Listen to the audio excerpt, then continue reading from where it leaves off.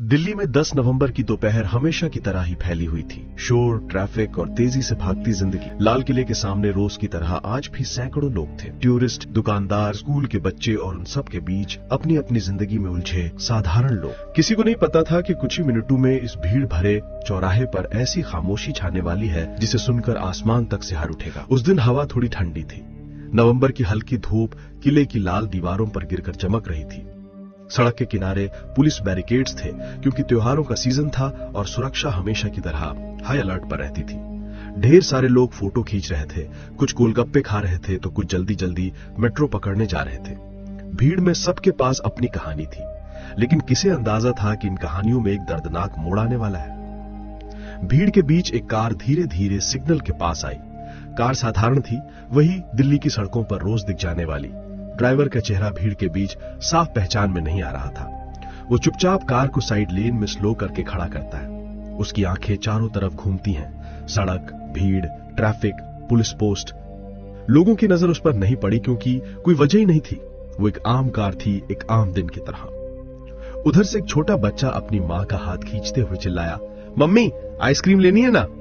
मां मुस्कुराते हुए बोली, हाँ पहले पापा को आने दो, फिर चलते हैं।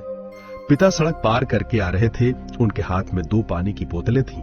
ये उन हजारों परिवारों में से सिर्फ एक परिवार था जो उस रोज लाल किला देखने आया था। घड़ी की सुई 4:15 पर पहुंची। 4:15। सिर्फ 1 सेकंड, सिर्फ एक आवाज, धम। ऐसा लगा जैसे जमीन फट गई हो। पहले एक तेज धमाका, फिर चिंगारियां, फिर धुआं। कार पल भर में आग के गोले में बदल गई। आसमान की ओर काला धुआं उठने लगा। धमाके की आवाज इतनी तेज थी कि लाल किले के अंदर मौजूद सिक्योरिटी तक दीवारों के पीछे से बाहर आ गई। आसपास खड़े लोगों को समझने में 5 सेकंड लगे कि हुआ क्या है। कुछ लोग जमीन पर गिर गए, कुछ चीखने लगे और कुछ पूरी तरह स्तब्ध खड़े रह गए। उस बच्चे की मां ने एक पल में अपने बेटे को सीने से चिपका लिया, लेकिन जैसे ही उसने आगे देखा, उसकी आंखें फटी रह गईं। जिस दिशा से उसका पति आ रहा था, वहां सिर्फ धुआं और मलबा था। धरती पर हर तरफ टूटे शीशे, बिखरे हुए बैग, गिरे हुए मोबाइल और खून से सनी सड़क थी। कुछ लोग उठने की कोशिश कर रहे थे, कुछ लोगों ने उठने की कोशिश भी छोड़ दी थी। 5 मिनट बाद पुलिस, सीआरपीएफ और दिल्ली फायर सर्विस मौके पर पहुंच चुकी थी। सायरन की आवाजें चारों तरफ गूंजने लगी। भीड़ को हटाया जाने लगा। घायल लोगों को स्ट्रेचर पर डालकर एम्बुलेंस की ओर ले जाया जा रहा था। लेकिन सबसे दर्दनाक था वो सन्नाटा, जो चिल्लाहटों, रोने की आवाजों और सायरनों के बीच भी साफ सुनाई दे रहा था।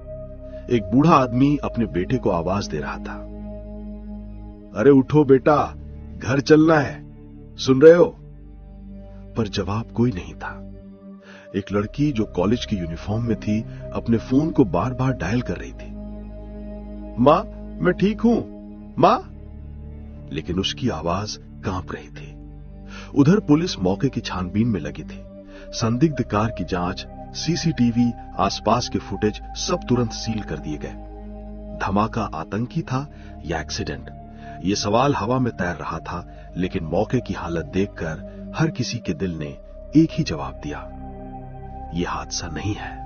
इसी दौरान वो छोटा लड़का अपनी मां के साथ भीड़ में अपने पापा को ढूंढ रहा था। मां की आंखों में डर था, पर वो बेटी को संभालने की कोशिश कर रही थी। उसने हर स्ट्रेचर को देखा, हर घायल को देखा, हर चेहरा उसके दिल पर हथौड़े की तरह लग रहा था। तभी एक पुलिस वाले ने उसे रोका, मैडम इधर मत जाइए। लेकिन एक मां का दिल रुकता कब है। वो पुलिस वाले को धक्का देकर आगे बढ़ गई और फिर वो वहीं रुक गई।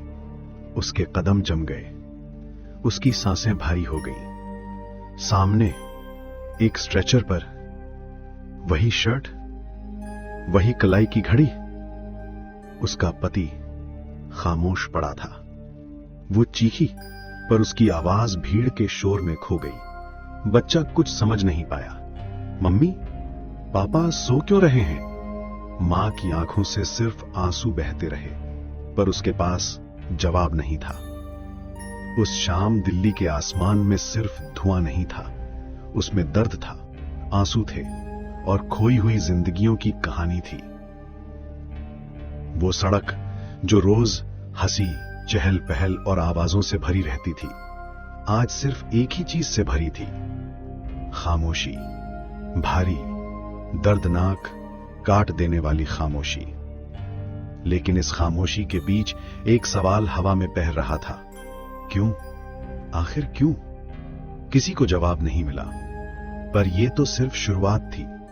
असल कहानी तो अब शुरू होगी, उस रात से जब दिल्ली ने पहली बार महसूस किया कि इस हमले के पीछे कुछ बहुत गहरा, बहुत खतरनाक छुपा है।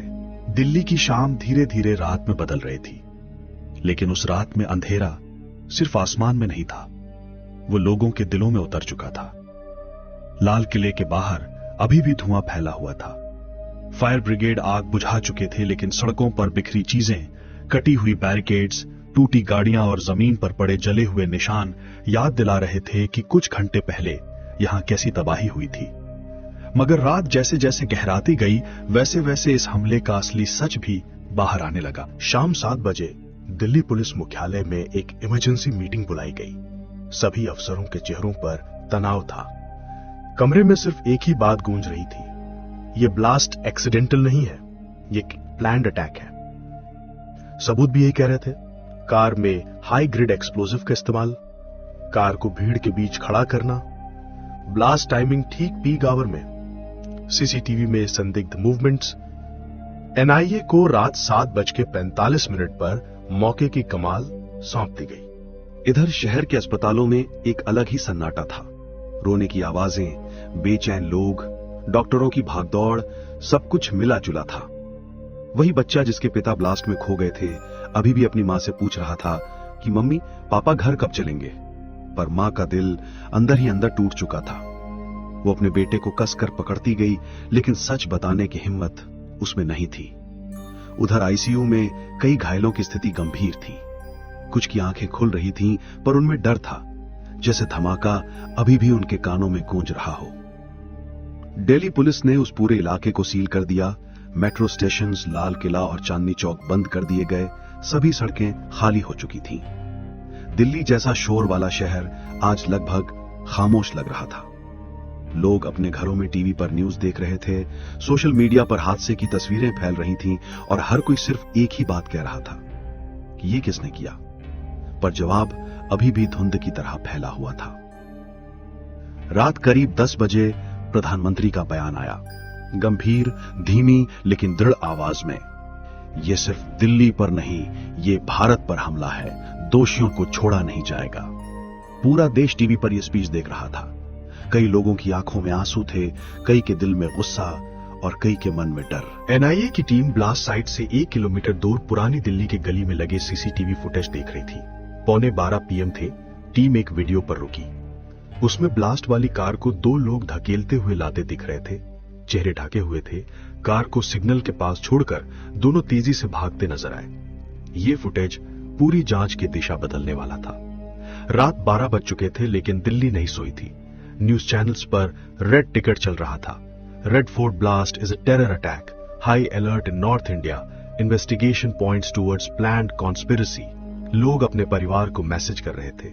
ग्रुप चैट्स में सिर्फ यही बातें थीं, ध्यान रखना, बाहर मत निकलना, कुछ भी हो सकता है। दिल्ली पहली बार इतनी असहाय लगी। हर टीवी चैनल पर डिबेट चल रही थी, कौन था मास्टरमाइंड, कैसे सिक्योरिटी ब्रीच हुआ, दिल्ली जैसे हाई सिक्योरिटी जोन में धमाका कैसे हो गया। रात बीत चुकी थी, लेकिन दिल्ली का दर्द अभी भी जाग रहा था। लाल किले के सामने जब सुबह की धूप पड़ी तो सड़क पर पड़े जले हुए काले निशान ऐसे दिख रहे थे जैसे जमीन ने अपनी छाती पर घाव झेल लिए हों। रात भर बारिश ना होने के बावजूद हवा में नमी थी, या शायद ये नमी आंसुओं की थी। लोग धीरे धीरे अपने घरों से निकलने लगे। हर कोई उस सड़क को देखकर एक पल के लिए रुकता, सांस भरता और आगे बढ़ जाता।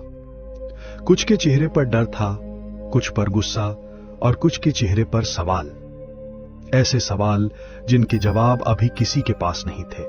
सुबह 9 बजे एनआईए ने प्रेस कॉन्फ्रेंस बुलाई। कमरे में कैमरों की भीड़ थी और सरकार के अधिकारी गंभीर चेहरों के साथ बैठे थे। जांच ने साफ कर दिया था कि यह ब्लास्ट एक्सीडेंटल नहीं था। एक्सप्लोसिव्स वही थे जो आमतौर पर आतंकवादी हमलों में इस्तेमाल होते हैं। कार पर फर्जी नंबर प्लेट और सीसीटीवी में भागते हुए 2 संदिग्ध, इससे साफ हो गया कि यह हमला किसी बड़ी साजिश का हिस्सा था। पर अभी भी मास्टरमाइंड की पहचान धुंध में छुपी हुई थी।